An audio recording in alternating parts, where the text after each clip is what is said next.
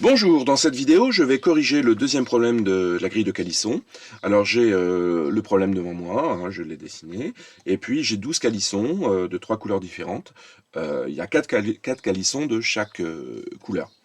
Euh, voilà, donc moi j'ai un puzzle à remplir, mais vous pouvez tout à fait utiliser des crayons de couleur, ou même un crayon de papier, et faire des teintes de gris, plus ou moins foncées, et ça fait des choses très très jolies.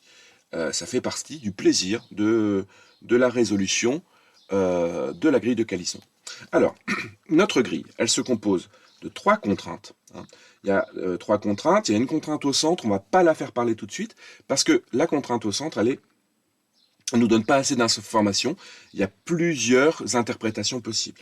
En revanche, il faut regarder, il faut commencer par les bords. Alors les bords, bah, ça c'est très intéressant, et on a une contrainte ici qui nous fait deux angles aigus. Alors deux angles aigus, la règle de l'angle aigu dit quand on a un angle d'aigu de 60 degrés, ben, il n'y a qu'une seule façon de poser le calisson. Et puis, donc voilà. Alors, on pourrait aussi utiliser la règle de l'angle aigu pour poser ici, mais on peut aussi se dire, ah mais tiens, j'ai un pli. Alors que si j'ai un pli, ça veut dire que la règle du pli, je change de direction. Voilà. Donc ici, j'ai fait parler ma première contrainte. Mais une fois posé ces deux calissons, ben, on voit que ici on a un autre angle aigu. Un autre angle aigu, donc une seule façon de poser le calisson. Et puis ici aussi un autre angle aigu, donc une seule façon de poser le calisson. Bon, on a fait parler complètement la première contrainte, on va passer à la deuxième.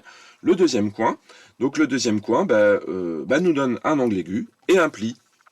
Donc je vais placer l'angle aigu, voilà, et le pli, donc je change de direction. Donc j'ai 3 directions, et, ah tiens, ici, encore un angle aigu, et voilà, hop. Donc là j'ai fait parler complètement mes 2 premières contraintes, et je me retrouve avec une configuration assez classique de 9 triangles. Alors, bon, on a encore une contrainte, hein, on a la contrainte de, qu'est-ce qu'on peut voir? Eh bien ici nous avons un angle aigu. Ici nous avons un angle aigu, eh bien il n'y a qu'une seule façon de poser. Voilà. Alors là on a un angle de 120 degrés, donc c'est pas la règle de l'angle aigu ne marche pas, mais on a la règle du pli. Hein. La règle du pli dit qu'on change de direction, donc forcément, nous y voilà. Alors là, j'ai presque terminé. Il me reste à placer le losange bleu au centre. Et puis, la règle de l'angle aigu me permet de terminer ma grille, et j'obtiens une configuration qui est parmi mes préférées des grilles de 2. Parce qu'on peut se poser la question, combien voit-on de cubes? Est-ce qu'on en voit 1? Est-ce qu'on en voit 7? Est-ce qu'on voit encore autre chose? Ça donne le tournis. Voilà, j'espère que cette vidéo vous a montré quelques astuces, hein, et vous aura bien servi. Pour la suite, à bientôt.